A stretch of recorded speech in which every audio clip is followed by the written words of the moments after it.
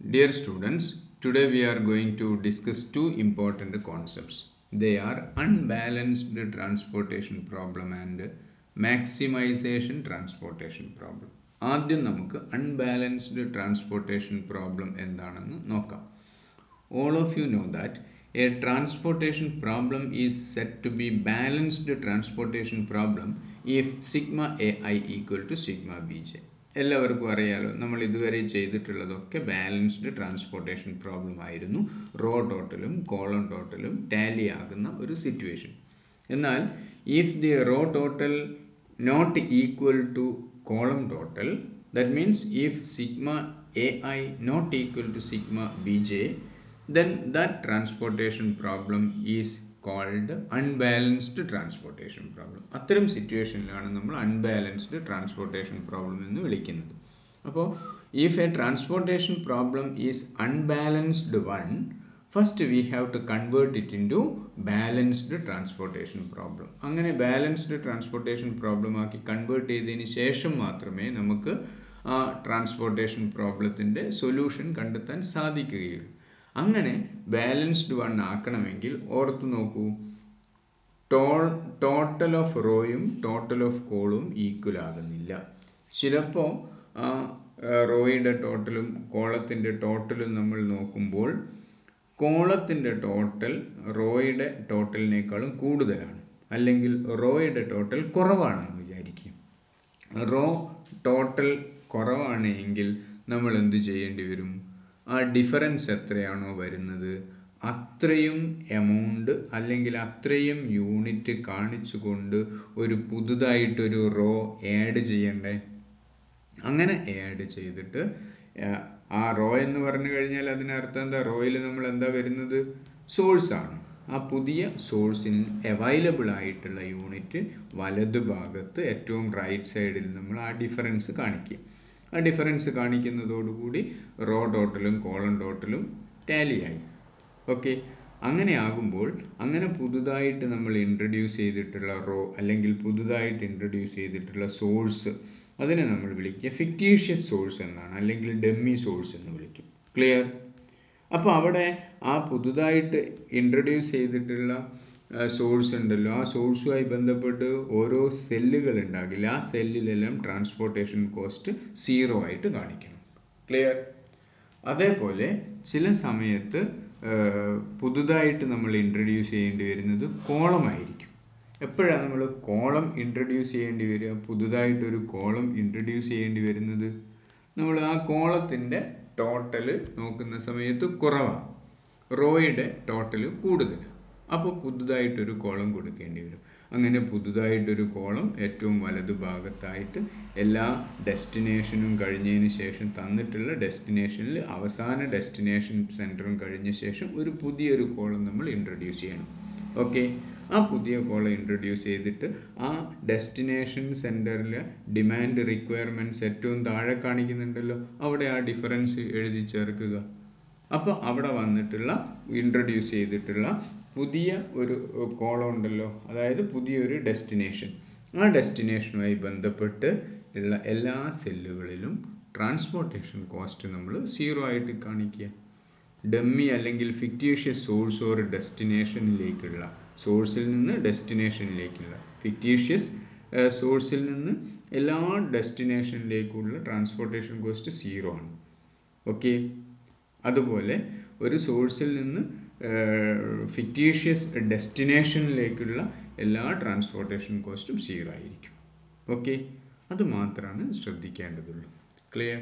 അങ്ങനെ balanced transportation പ്രോബ്ലമാക്കി മാറ്റിയ ശേഷം നമ്മൾ സാധാരണ ചെയ്യുന്ന രീതിയിൽ തന്നെ പ്രോബ്ലം ചെയ്യാവുന്നതാണ്. ഓക്കെ, വേറെ കൂടുതലായിട്ടൊന്നും ഡിസ്കസ് ചെയ്യേണ്ടതില്ല ഈ ഭാഗത്ത്.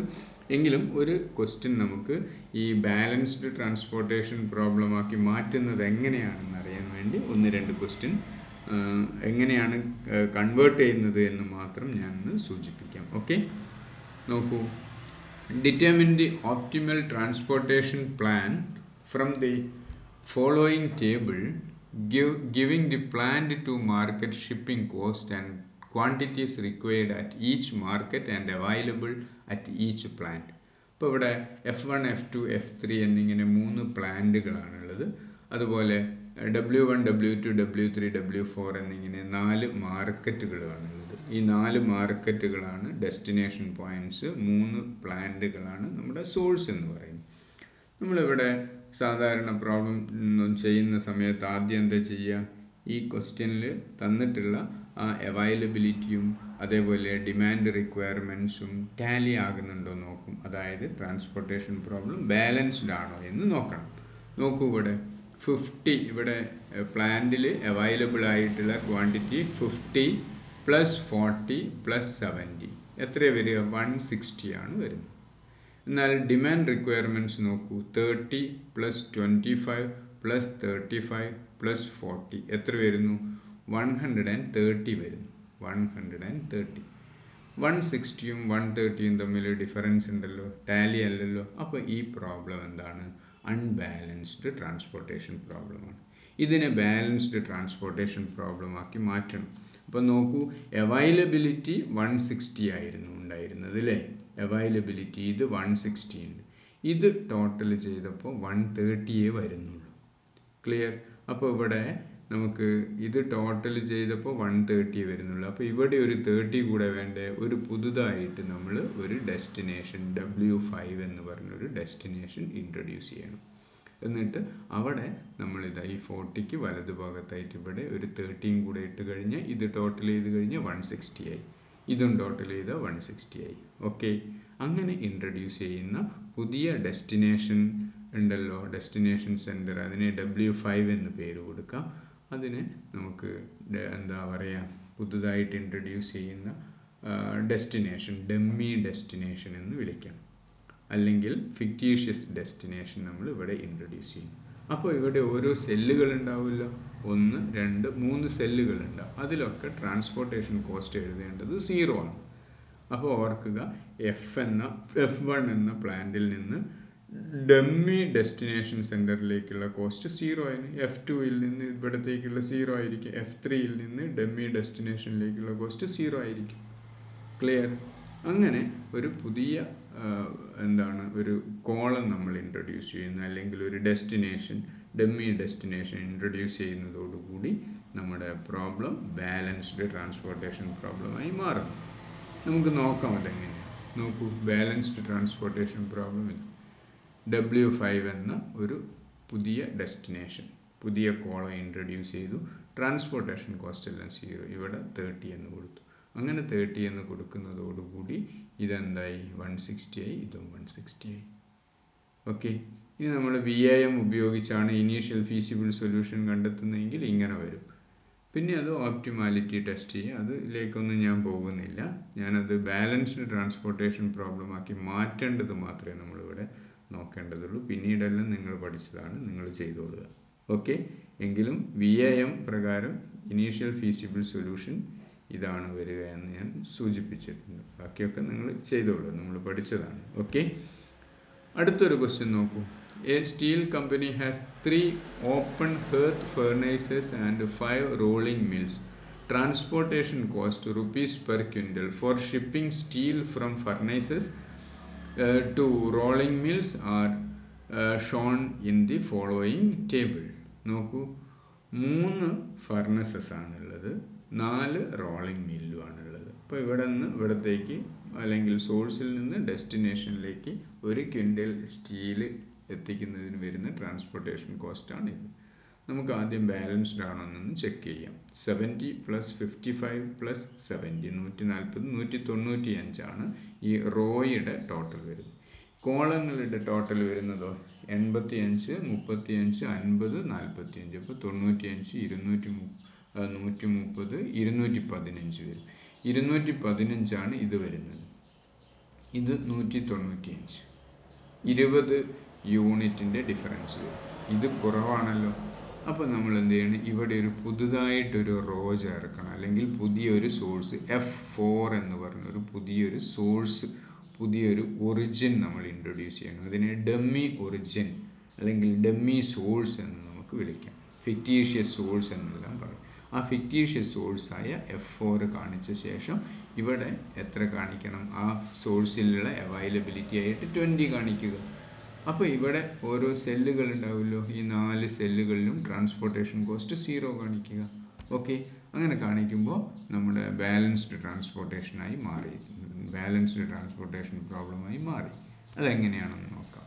നോക്കൂ, F4 എന്ന പുതിയ ഒരു റോ അല്ലെങ്കിൽ പുതിയ ഒരു ഒറിജിൻ, പുതിയ സോഴ്സ് നമ്മൾ ഇൻട്രൊഡ്യൂസ് ചെയ്തു. ഡമ്മി സോഴ്സ് എന്ന് പറയും. 0 0 0 0, ഇവിടെ 20. ഇപ്പോഴിത് ബാലൻസ്ഡ് ട്രാൻസ്പോർട്ടേഷൻ പ്രോബ്ലമായി മാറും. ഓക്കെ, ഇനി അത് VAM മെത്തേഡിലൂടെ നമ്മൾ എന്ത് ചെയ്തു? ഇനീഷ്യൽ ഫീസിബിൾ സൊല്യൂഷൻ കണ്ടുപിടിച്ചു. ഇനി നിങ്ങൾക്കത് ഓപ്റ്റിമൽ സൊല്യൂഷൻ കണ്ടെത്താവുന്നതാണ്. ഓക്കെ, അപ്പോൾ അൺബാലൻസ്ഡ് ട്രാൻസ്പോർട്ടേഷൻ പ്രോബ്ലത്തെ എങ്ങനെയാണ് ട്രാൻസ്പോർട്ടേഷൻ പ്രോബ്ലമായി കൺവേർട്ട് ചെയ്യുന്നതെന്ന് നമ്മൾ പഠിച്ചു കഴിഞ്ഞു. ഇനി ഇനീഷ്യൽ ഫീസിബിൾ സൊല്യൂഷനും ഓപ്റ്റിമാലിറ്റിയും ഒക്കെ നമ്മൾ ഏത് മെത്തേഡിൽ വേണമെങ്കിലും ചെയ്യേണ്ടത് എങ്ങനെയാണെന്ന് നിങ്ങൾക്കറിയാം. ഓക്കെ, ഞാൻ ഇന്ന് നമ്മൾ പഠിക്കുന്ന രണ്ടാമത്തെ കോൺസെപ്റ്റിലേക്ക് പോവുകയാണ്. Maximisation in transportation problem. എന്താ മാക്സിമൈസേഷൻ ട്രാൻസ്പോർട്ടേഷൻ പ്രോബ്ലം എന്ന് പറഞ്ഞാൽ? സാധാരണയായിട്ട് ട്രാൻസ്പോർട്ടേഷൻ പ്രോബ്ലത്തിൽ അതിൻ്റെ ഒബ്ജക്റ്റീവ് ഫങ്ഷൻ എല്ലായ്പ്പോഴും മിനിമൈസേഷൻ ആയിരിക്കും. കാരണം ട്രാൻസ്പോർട്ടേഷൻ കോസ്റ്റ് പരമാവധി കുറയ്ക്കുകയാണല്ലോ വേണ്ടത്. അതുകൊണ്ട് മിനിമൈസേഷൻ ആയിട്ടുള്ള ഒബ്ജക്റ്റീവ് ഫങ്ഷൻ ആയിരിക്കും മിക്കവാറും ട്രാൻസ്പോർട്ടേഷൻ പ്രോബ്ലത്തിൽ ഉണ്ടാവുക. പക്ഷേ sometimes the transportation problem may be with maximisation objective function. അങ്ങനെ ട്രാൻസ്പോർട്ട് ചെയ്തു കഴിഞ്ഞാലുള്ള നമ്മുടെ ബെനിഫിറ്റ് എത്രയാണ്, പ്രോഫിറ്റ് ഇത്രയാണ് എന്നെല്ലാം ഒരുപക്ഷെ തന്നേക്കാം. In such cases, the given maximization problem must be converted into minimization problem. ഇപ്പോൾ ട്രാൻസ്പോർട്ടേഷൻ പ്രോബ്ലത്തിൻ്റെ ഒബ്ജക്റ്റീവ് ഫംഗ്ഷൻ മിനിമൈസേഷൻ ആയിരിക്കണം എന്നുള്ളത് കൊണ്ട് തന്നെ നമ്മൾ മാക്സിമൈസേഷൻ ഒബ്ജക്റ്റീവ് ഫംഗ്ഷനോട് കൂടിയ ട്രാൻസ്പോർട്ടേഷൻ പ്രോബ്ലത്തെ മിനിമൈസേഷൻ ഒബ്ജക്റ്റീവ് ഫംഗ്ഷനാക്കി മാറ്റണം. മാറ്റിയ ശേഷം നമുക്ക് ഓപ്റ്റിമൽ സൊല്യൂഷൻ കണ്ടെത്താം. Clear? Then what is the procedure for converting maximization transportation problem into minimization transportation problem? ആദ്യം നാം ചെയ്യേണ്ടത് എന്താണെന്ന് പറഞ്ഞാൽ, തന്നിട്ടുള്ള ഒരു ട്രാൻസ്പോർട്ടേഷൻ പ്രോബ്ലം ഉണ്ടല്ലോ, മാക്സിമൈസേഷൻ ട്രാൻസ്പോർട്ടേഷൻ പ്രോബ്ലം ഉണ്ടല്ലോ, അതിൽ നിന്ന് ആ ട്രാൻസ്പോർട്ടേഷൻ സെല്ലിനകത്തുള്ള ട്രാൻസ്പോർട്ടേഷൻ കോസ്റ്റ് ഉണ്ടല്ലോ, പെർ യൂണിറ്റ് ട്രാൻസ്പോർട്ടേഷൻ കോസ്റ്റ്, അതിൽ നിന്ന് ഹയസ്റ്റ് വാല്യൂ നമ്മൾ സെലക്ട് ചെയ്യണം.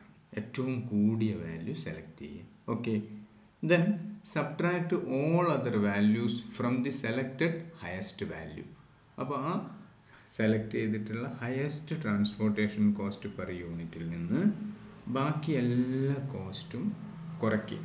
അപ്പോൾ ആ ഹയസ്റ്റിൽ നിന്ന് ഹയസ്റ്റ് സബ്ട്രാക്ട് ചെയ്യുന്ന സമയത്ത് അത് 0 ആയിരിക്കും. ഓക്കെ, ബാക്കിയെല്ലാം ഒരു പോസിറ്റീവ് വാല്യൂ ആയിരിക്കും. ശരിയല്ലേ? അങ്ങനെ ഒരു ട്രാൻസ്പോർട്ടേഷൻ പ്രോബ്ലം നമുക്ക് കിട്ടുമല്ലോ.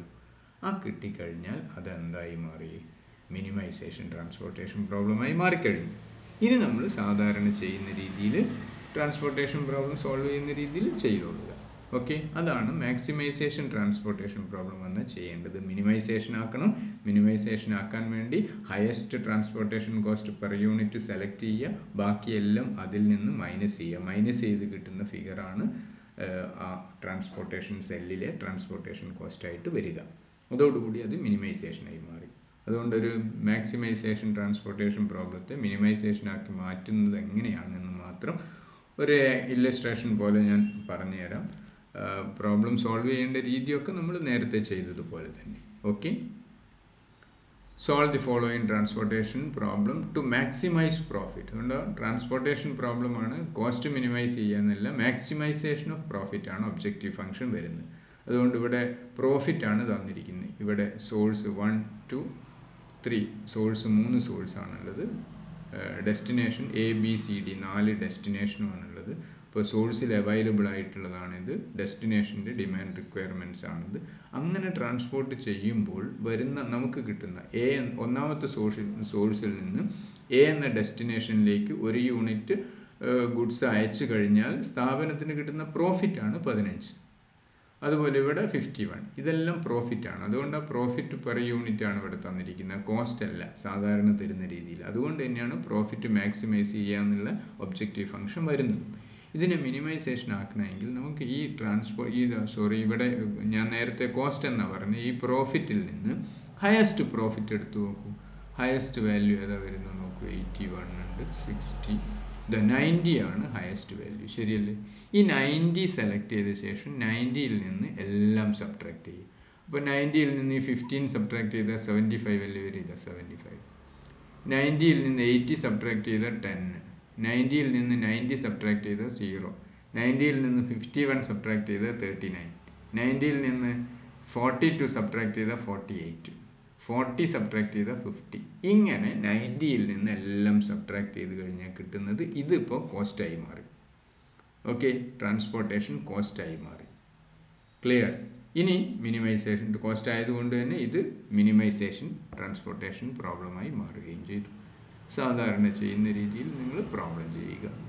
ഇനീഷ്യൽ ഫീസിബിൾ സൊല്യൂഷൻ കണ്ടെത്തുക, ഓപ്റ്റിമാലിറ്റി ടെസ്റ്റ് ചെയ്യുക, അങ്ങനെ ഓപ്റ്റിമൽ സൊല്യൂഷനിലേക്ക് എത്തുക. ക്ലിയർ ആയല്ലോ? അപ്പോൾ ഇന്ന് നമ്മൾ പഠിച്ചിട്ടുള്ള 2 കോൺസെപ്റ്റാണ്. ഒന്ന് അൺബാലൻസ്ഡ് ട്രാൻസ്പോർട്ടേഷൻ പ്രോബ്ലം, മറ്റൊന്ന് മാക്സിമൈസേഷൻ ട്രാൻസ്പോർട്ടേഷൻ പ്രോബ്ലം. അതെങ്ങനെയാണ് മിനിമൈസേഷൻ ആക്കുക എന്ന് പഠിച്ചല്ലോ. ക്ലിയർ?